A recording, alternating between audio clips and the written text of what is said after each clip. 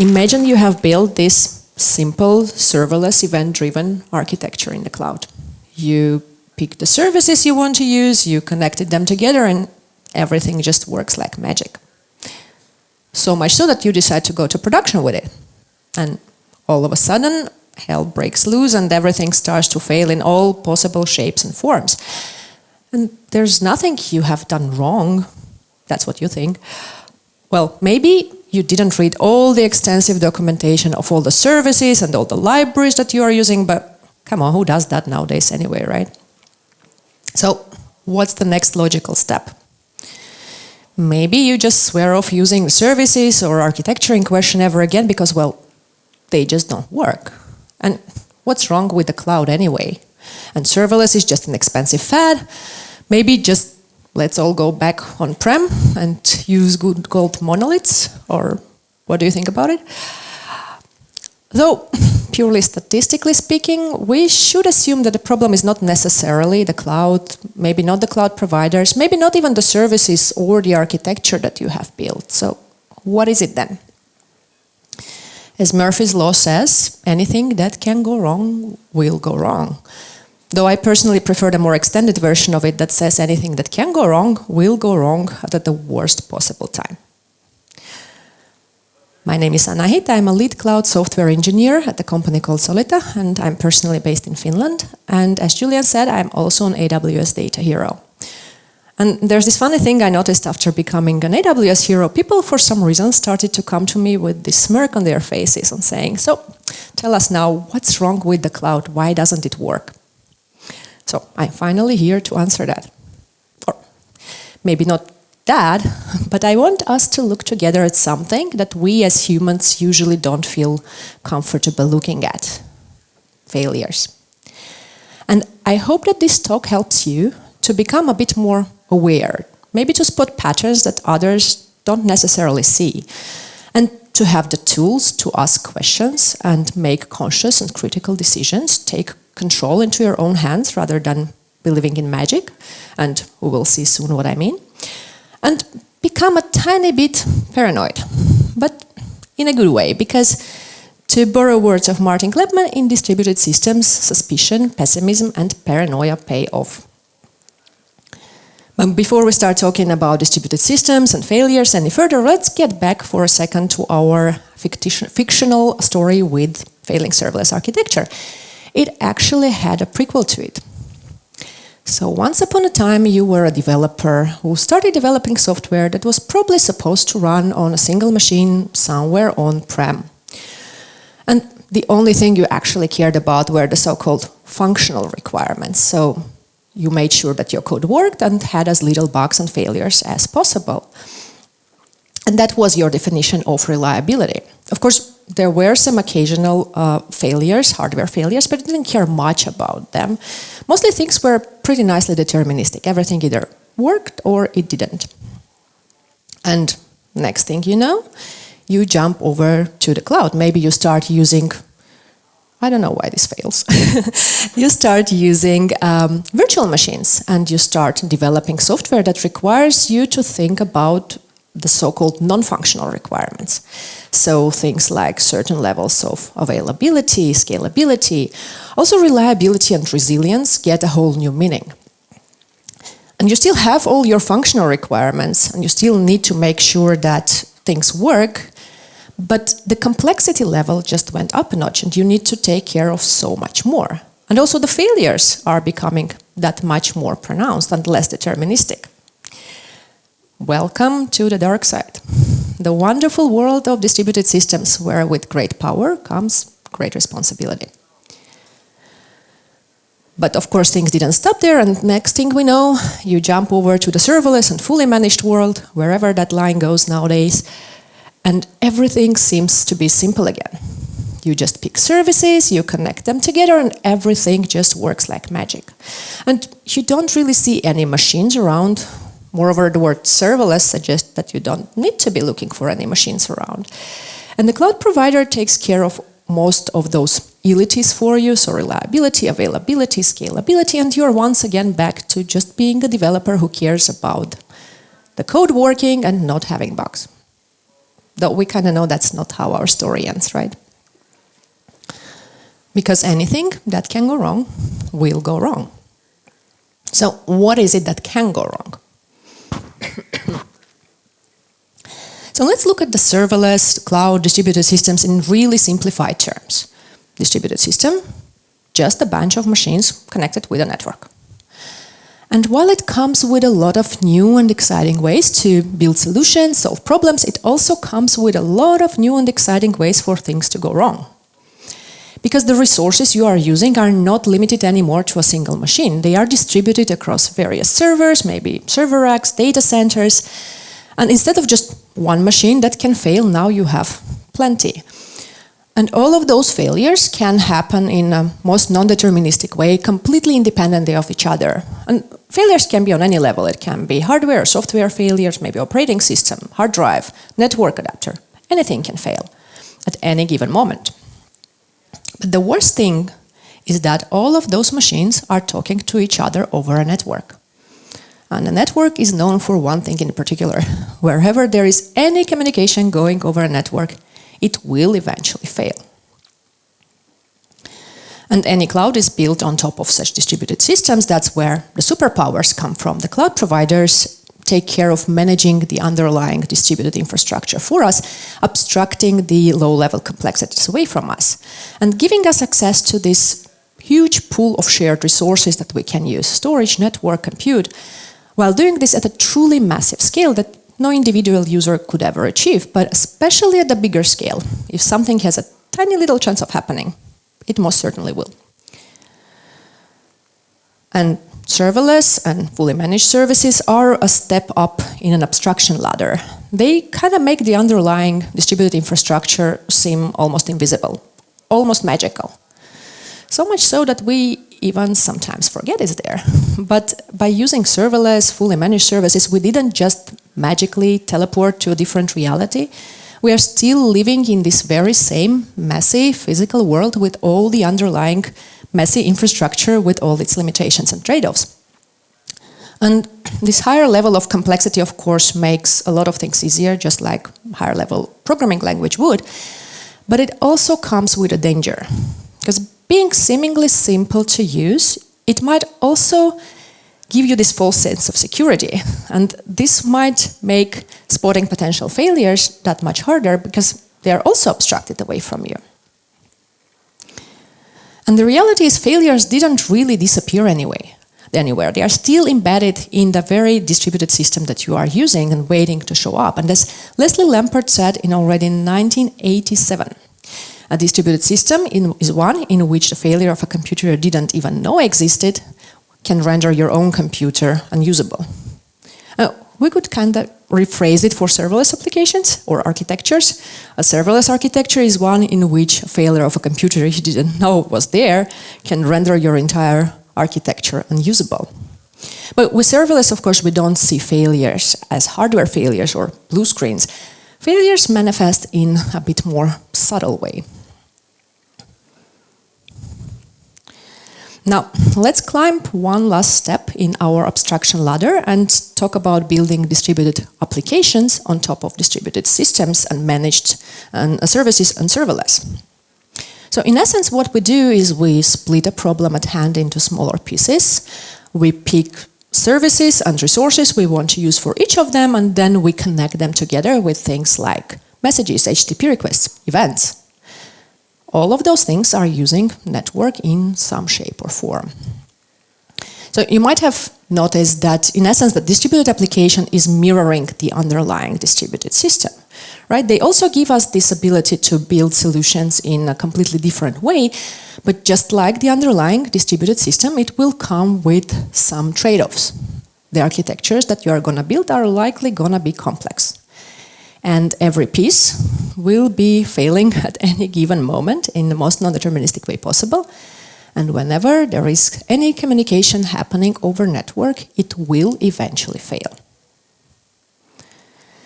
So how do we make our distributed applications more resilient in the face of all those impending failures?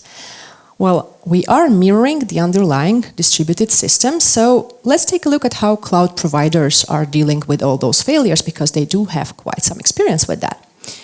And of course, there's a lot of complex mechanisms and algorithms at play that we are not going to go into today, but surprisingly, the two of the most effective tools for better resilience in distributed applications architectures are also seemingly simple. They are timeouts and retries. And those are the things that we absolutely need to be aware of when we are building our distributed applications. I call them these superpowers, because they can be extremely powerful, but just like with superpowers, we need to be very careful how we use them. And we'll get back to that in a second. So you might have noticed that so far I haven't even mentioned any cloud providers or any services, because those are the things that are pretty much universal to any of them. But now it's finally time to move on from fiction to reality, and our fictional story wasn't that fictional after all. Actually, something that happened to me to some degree. So I was working with a customer where we're building this simple, powerful distributed architecture for near real-time data streaming. At a pretty big scale, on a quiet day, we would have something like over 0.5 terabyte of data coming in. And we wanted to capture that data, to store it, and to process it later. So for that, we had our producer application that got the data, and then we wrote the data to Kinesis data stream, and on the other end of it, we connected the Lambda function to it to read the data. And just like that, we built ourselves a simple serverless data processing pipeline. And it was great, until one day we realized that we are actually losing data in this pipeline, and we had no idea it was happening. Thank you, higher level of abstraction. So, what exactly was going on there? And there were actually several things. We will get to them in a moment. So first of all, Kinesis data streams, if you are not familiar, it's a fully managed and massively scalable service on AWS to stream data. After you write this data to the stream, it's available for you in milliseconds, and it stays in a stream for at least 24 hours or up to a year if you configure it to be so. And during that entire time, you can consume or read that data from the stream as many times as you want, in whatever form or shape that you want, but whatever you do, you cannot delete the data from the stream. Once it's in the stream, it stays there for at least 24 hours. And Kinesis is a very powerful tool also for event-driven architectures, though it's mainly used for data applications, but it's also very powerful for event-driven architectures. And there are no servers or clusters to manage, and it scales pretty massively. To achieve that massive scalability, it uses a concept of a shard, which is probably familiar to you from different areas, but in Kinesis it means an ordered queue. So you can think of it as stream being composed of multiple ordered queues, and when you write data to the stream, they end up in those queues or shards. And each shard would come with certain limitations. You can write up to 1 megabyte or 1,000 records of incoming data per second. But the number of shards you can have in each stream is virtually unlimited, so you can add as many shards as you want to stream as much data as you need. And to get all that data to Kinesis, you actually have two ways of doing it, or in essence, two distinct API calls. You can either write individual records, or you can batch up to 500 records and send them in a single put records API call. And in general, batching is a more effective and less resource-intensive way of making API calls, especially at a bigger scale. But usually when something comes with benefits, it also comes with some extra responsibilities, and we'll get back to that in a moment. So we have established by now that failures are going to happen. But how does that manifest at this higher level of abstraction that we are using with services like Kinesis, for example? Well, that's actually pretty straightforward, because when we interact with services like Kinesis, from our code, we are in essence using API calls. And every API call can fail at any given moment.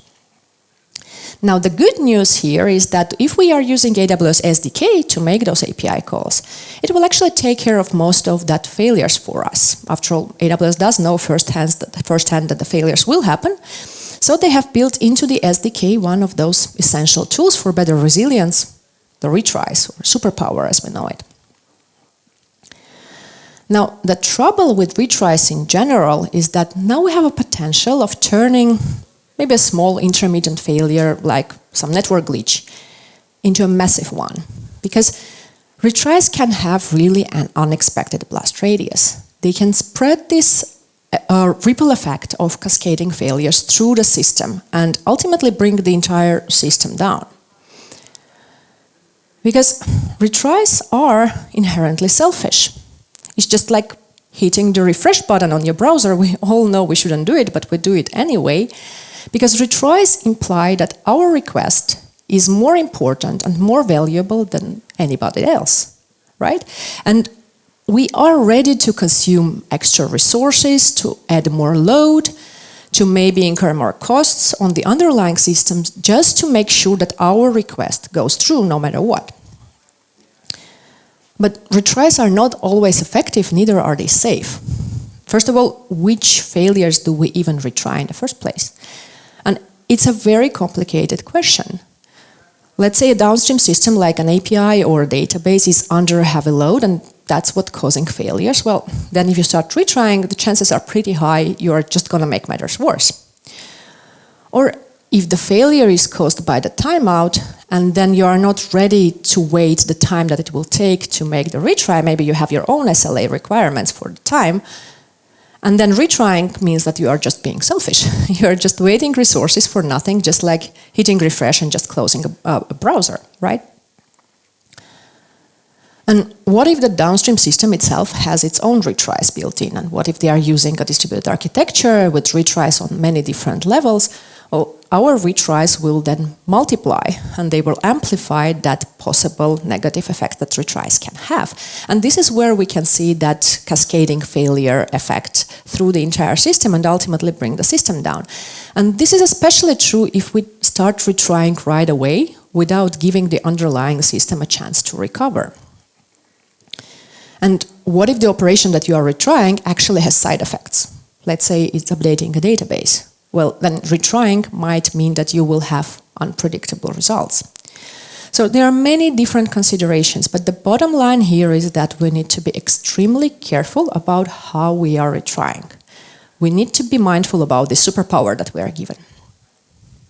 Luckily, in case of AWS SDK, it does come with some built-in safety measures. So if a request to a service like Kinesis, for example, fails, SDK will only retry or handle the so-called retryable failures. So things like service unavailable, timeouts, other transient errors. And for those retryable failures, it will retry them behind the scenes on your behalf, but it will stop after a certain amount of attempts. And between those attempts, it will use the so-called exponential backoff, so that the time between retry attempts will be increasing exponentially. And those are seemingly simple, but very crucial details that can either make it or break it. And they can actually turn retries from being a very powerful tool for better resilience into the main cause of a system outage. Because we only want to retry if it can actually improve the situation, so transient failures. And if we do retry, we also want to limit the retry attempts and stop retrying when it doesn't improve the situation anymore to avoid that further ripple effect of cascading failures. And we want to spread the retry attempts as uniformly as possible to avoid these bursts of retries to the underlying system, to avoid overwhelming the underlying system. Now, with AWS SDK, we have these safety measures built in, but we are also given the opportunity to configure some of those parameters. And this is just an example of how JavaScript SDK allows you to configure them. Every language will have their own ways and their own default values, but all of them will allow you to configure some of those parameters. And the same way, they will allow you to configure this other superpower that we have, the timeout-related values. Now, if you are thinking that timeouts don't sound that much as a superpower, well, I have a news for you, because distributed systems, timeouts are pretty much a given. So let's once again take a look at the underlying system in very simplified terms. So when we interact with a service, no matter how serverless or not it is, from our code, we are in essence using API method calls that are abstracted away as SDK method calls. And those method calls look exactly the same as any other local method invocations, but let's not let that fool us. because we know that the network is still there. It's just abstracted away from us. And any request that you send over the network, like an API call to Kinesis, for example, can fail in many different shapes and forms. Moreover, it's usually impossible to tell if the request actually went through or not, because that failure can happen on many different levels. So maybe sending the request fails, or receiving the request fails, or maybe the request just waits in the queue to be processed because the service is busy, or actually it was processed, but you just never got the response back. So there's plenty of different options, but the end result is still the same. You might be stuck waiting for something that will never happen. And this is true for any service, no matter how serverless or not it is, it's true for Kinesis as well. And to avoid waiting forever, AWS has built into the SDK this second superpower, or essential tool for better resilience, the timeouts. And this ability to configure timeouts is our superpower that we can use. But again, just like with retries, we need to be especially mindful about how we do this. Because picking the right timeout value is actually not an easy task at all. I would argue it's one of the hardest tasks that we have. Just like any other decisions in our architecture, they will come with trade-offs. Because if timeouts are too long, well, they are going to be ineffective. They also can increase latencies and consume resources. And if the timeouts are too short, well, we are likely retrying too early. We are not giving the original request a chance to continue or to complete, and hence we are increasing the load on the underlying system, and we can end up in this situation with this ripple effect of cascading failures. And on top of all that, of course, an appropriate timeout value will be different for every service that you are using, every operation that you are making. But with JavaScript SDK, at least I have been scaring people about that for a long time. With JavaScript SDK, it will, for every service call, it will wait for 2 entire minutes before it times out the request. So, if you think about it, we are probably dealing with something low latency like DynamoDB, for example, or Kinesis in this case. And it takes SDK 2 minutes to just decide that, okay, let's time out that request and let's try all over. So, it's a horribly long time. Well, since then, things have changed, things have evolved. SDK has moved from version 2 to version 3. They have updated the default timeouts. Now it's infinite. There are no timeouts. So prepare to be stuck waiting for a really long time if you don't configure those timeout values yourself. And this brings us to the very first reason for losing data in our story. If you remember, we had some really big issues there. And this was before the infinite timeout still. But even in that case, waiting for too long for a request to timeout can exhaust resources of your producer application, and you will not be able to consume any new requests that come in, and you will inevitably lose the data. And that's exactly what we were seeing. So because of probably some intermittent glitch with network or a service that was causing the timeouts, now we suddenly had a complete system outage, which is in essence the opposite from what a resilient system should be. We should mask, we should recover from individual failures, and here we just amplified them. Now, this obviously doesn't sound too great, I know, but if you are thinking that the solution is to have short timeout values, well, I have bad news for you once again, because in my personal experience, short timeouts or too short timeouts can be even more dangerous than too long timeouts, especially if they are combined with the retries. Because, once again, if you have too short timeout, you don't give a request a chance to complete, you retry it over and over again, just like this refresh button that you are hitting, and you're inevitably increasing load on the underlying system, and there's plenty of fun things that can come out of that. You will increase latencies, you will see a lot of errors, you will increase costs, and ultimately you will bring the entire system down. And once again, if we are developing a resilient architecture, which we usually should be, we need to mask and recover from individual failures. We need to make sure that the system works as a whole, even if individual failures happen. And here is where wrongly configured timeouts and retries can be a real match made in hell. So once again, even if we have these superpowers of retries and timeouts, we need to be extremely careful about how we use them. we never want to go with the defaults. Defaults are very dangerous. So when you go back to your code and your architecture, please check all the libraries that make any calls over a network. Let it be SDK calls, or maybe you have an external API that you are calling. If there is a call going over a network and you are using a library with defaults, which you probably are, make sure that you know those defaults. Make sure that they are not either too short or too long. Take control in your hands, especially if they are combined with the retries. Okay, so far I've been talking about all these inevitable failures in distributed systems, but there's also a special type of failures that actually cloud providers cause on purpose. And those are the failures that are related to service limits and throttling. And this can be especially confusing in the serverless world because we are promised scalability, right? And somehow we tend to assume infinite scalability.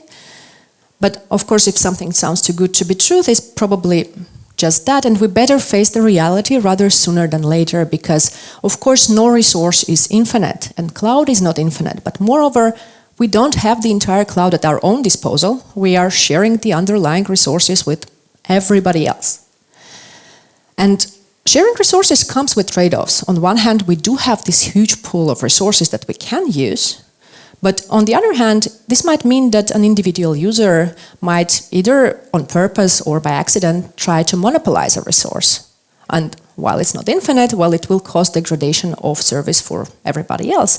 So to avoid that from happening, there are service limits.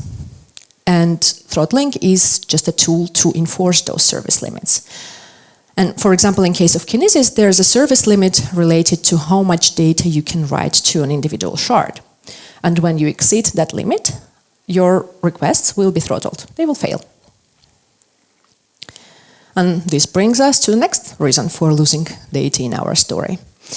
So I said that AWS SDK is great handling the failures for us, right? But of course there's a catch, because in case of batch operations like we have here, the put records operation, instead of just handling the failure of an entire operation, we should also handle the so-called partial failures. Because these batch operations are not atomic. It's not like either all the requests go through or all the records go through or everything fails.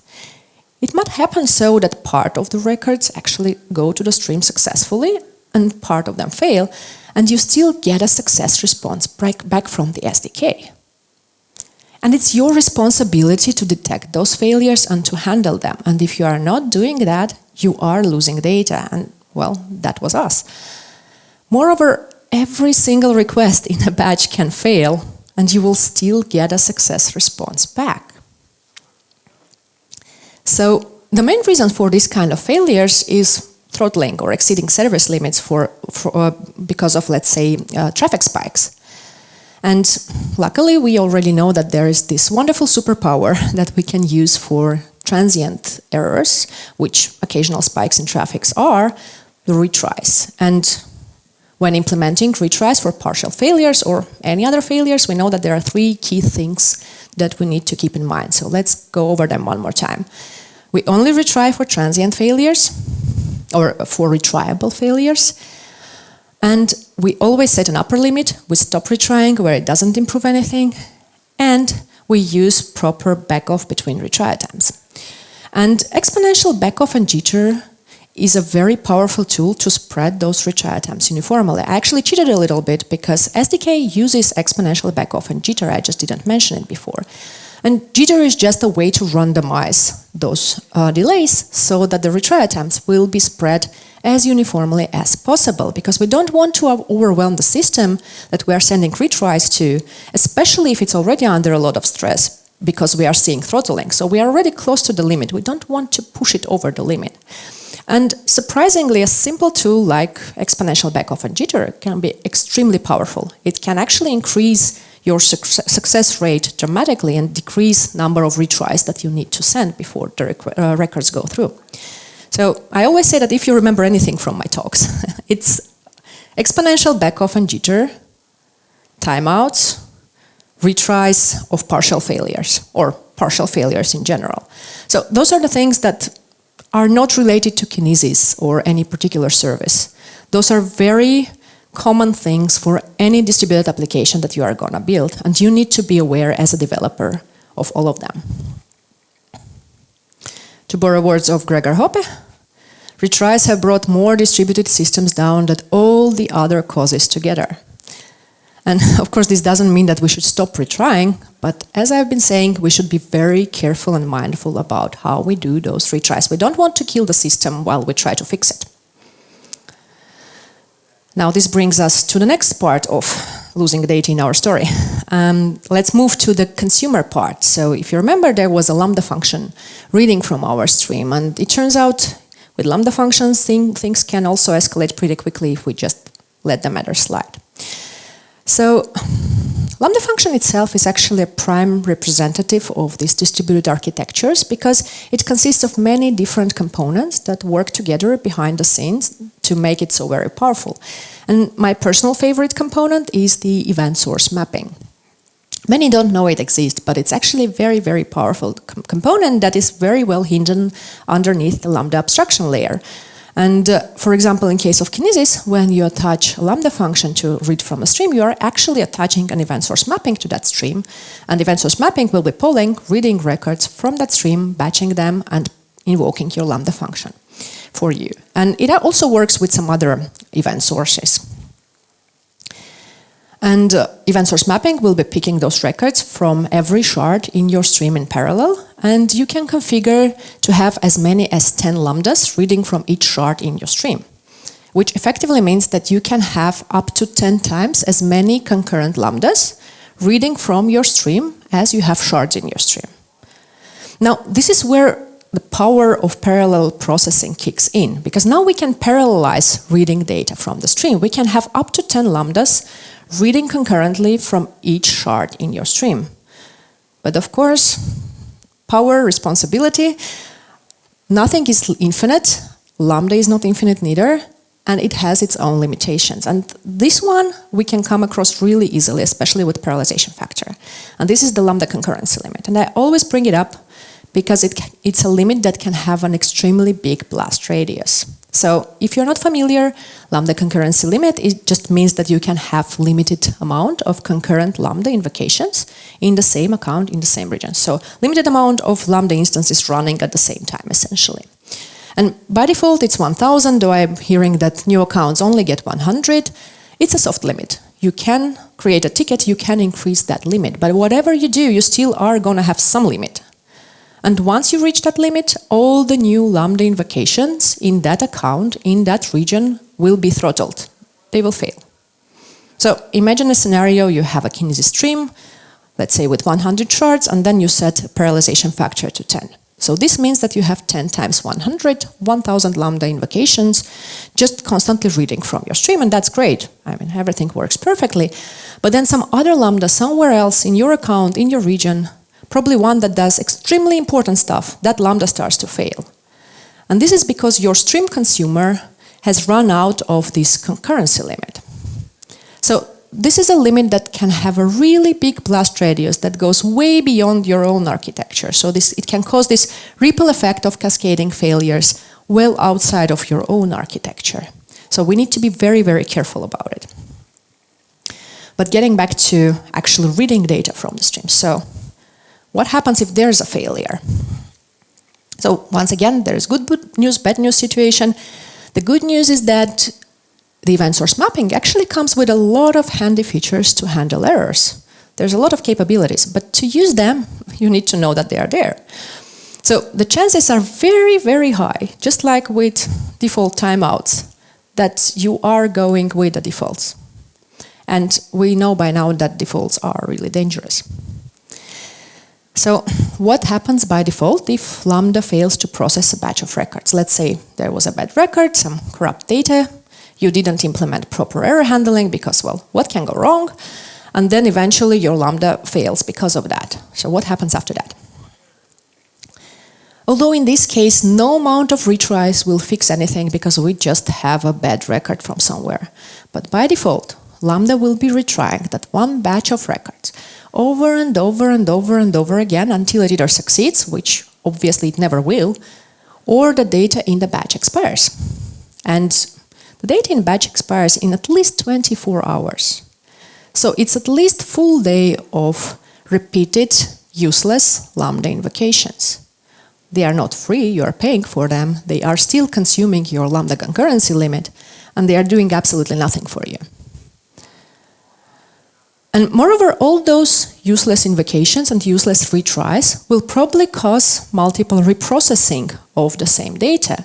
Because you see, from perspective of the event source mapping, either the entire batch succeeds or the entire batch fails. Which means that even if you already managed to process some of the records in that batch successfully, you will be still reprocessing them over and over and over again, like records 1, 2, and 3 there, they will be just reprocessed for 24 hours over and over again. And bad things don't stop there, because while all of that insanity is happening, Lambda is not picking any new records from that shard. So it continues reading from other shards, as nothing ever happened, but that one particular shard is stuck. It's just waiting for that one batch to go through. And this is actually a very kind of logical way of working, because Kinesis promises us ordering on the level of individual shards. So if we think about it, if Lambda would just jump over and start processing other records and then maybe coming back to these failed records, we would lose that order or ordering guarantee, but that doesn't make the situation much better. So now, because of just one bad record, we have an entire shard that is stuck with absolutely nothing. And that's why this kind of a bad record is often referred to as a poison pill record. And another problem with the poison pill is that, especially in data applications, data loses its value really, really fast. So probably 24-hour-old data is going to be pretty much useless for you. So it's not only physically losing the data, but also the value of the data disappears while you are stuck retrying. But okay, 24 hours go by and finally the batch is discarded from the stream. Some of the records stay unprocessed, but that's life. You should continue your living, and at least Lambda can now pick those other records from the shard. But the problem here is that probably your shard is filled with records that were written around the same time as the expired ones, so they also expire around the same time. So the end result is that you might be just losing the data without Lambda having a chance to process that data, because there's just too much, it doesn't have time. I compare it to this overflowing sink analogy. You just don't have enough time to drain the sink. So we started with just one bad corrupted record, and we ended up losing a lot of valid and valuable data. So one small problem, intermittent problem, and we turned it to a complete system outage. We saw that in our story, of course.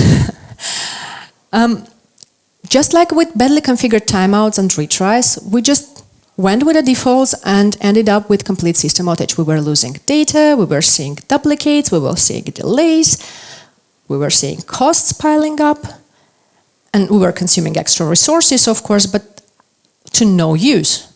There was no outcome to that. And well, of course it happened because we didn't know better and just went with the good old defaults when it comes to failure handling. And once again, wonderful quote by Gregor. We need to be very mindful about how we do the retries. And luckily with Lambda and event source mapping, there's many ways of how we can be smarter about our retries.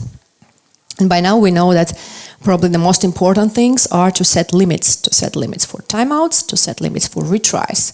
And we can do both of that with event source mapping, but both of them are set to -1 by default.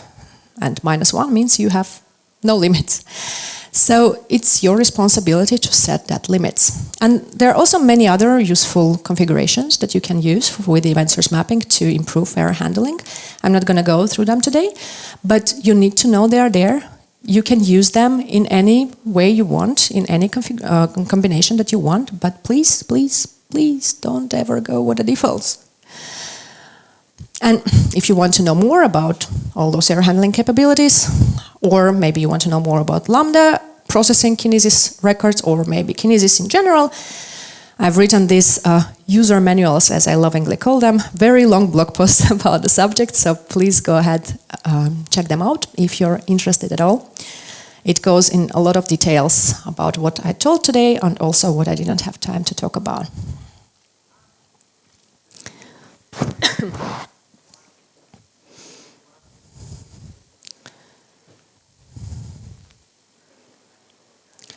All right, so we have seen today that sometimes we can actually cause more problems while trying to fix them. And this is particularly true if we don't make conscious, critical, informed decisions about handling failures. And every such decision will naturally come with trade-offs, so things like timeouts and retries, they can be extremely powerful. But if we just let the matter slide, if we just go with the defaults, we can turn them from making our architecture more resilient, which is our end goal, into doing the complete opposite. So next time you are building a distributed application, I encourage you to be brave, to face the messy reality, to take control into your own hands rather than believing in magic. Because there's no magic, but that's a good thing. We have control over things.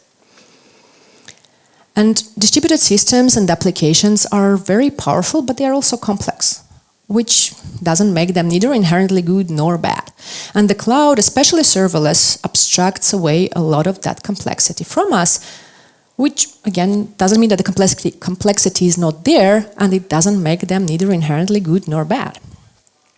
And we don't need to know every single detail about every single service that we are using. It's borderline impossible. But there are fundamental things that are inherent to distributed systems and the clouds in general. Things like service limits, timeouts, retries, partial failures, backoffs. And those are all fundamental things that we absolutely need to be aware of when we are building our distributed applications. And without that, we are just moving in the dark with our eyes closed and just hoping that everything's going to be fine. It's not. And finally, on a more philosophical note, distributed systems and architectures are hard, but they can also teach us this very valuable skill of embracing the chaos of the real world. Because every failure can be an opportunity to make our architecture better, to make it even more resilient. And though it is impossible to build something that never fails, there's one thing that we can do. We can learn and grow from each individual failure. And as Dr. Werner Vogels likes to say, everything fails all the time. And that's just the reality of things. So either in life in general or with AWS services in particular, or with EDA, I'd argue that the best thing that we can do is be prepared and stay calm when those failures happen, because they will. And that's it from me for today. Thank you so very much for listening. Thank you very much.